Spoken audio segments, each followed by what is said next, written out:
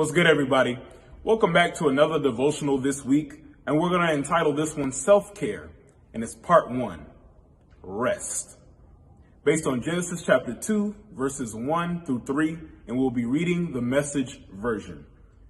So Genesis chapter 2, verse 1 through 3, the Message says, "Heaven and earth were finished, down to the last detail.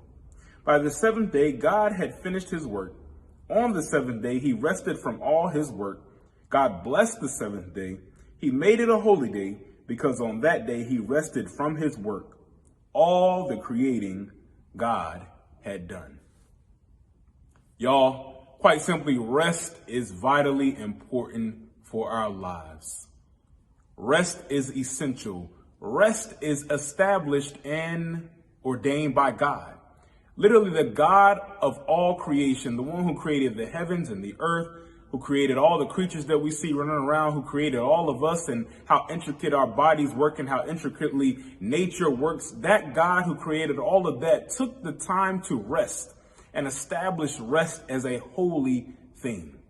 The simple fact is, when we don't take time to rest, we are actually acting sinfully. We are not being mindful of what God has put forth for us to do. And rest is not simply, and I want y'all to get this, this is the key thing right here. Rest is not simply for us to rejuvenate a little bit, to get some juice, so to speak, so that we can go and do some more work. Rest, and of course it's like how we do with our phones or, our laptops or our tablets. We don't, we just juice it up a little bit so that we can continue using it. That is not the purpose for rest. Rest is for us.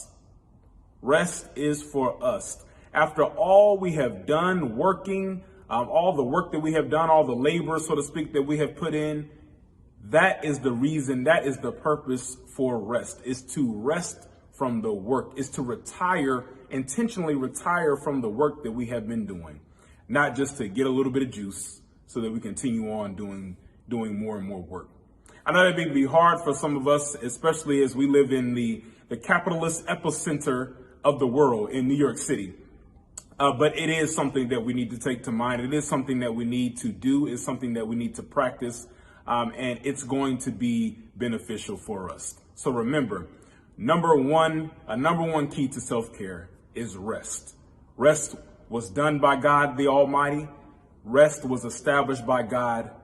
And God would love to see us, his creation, take the time to rest. Amen. Peace, y'all.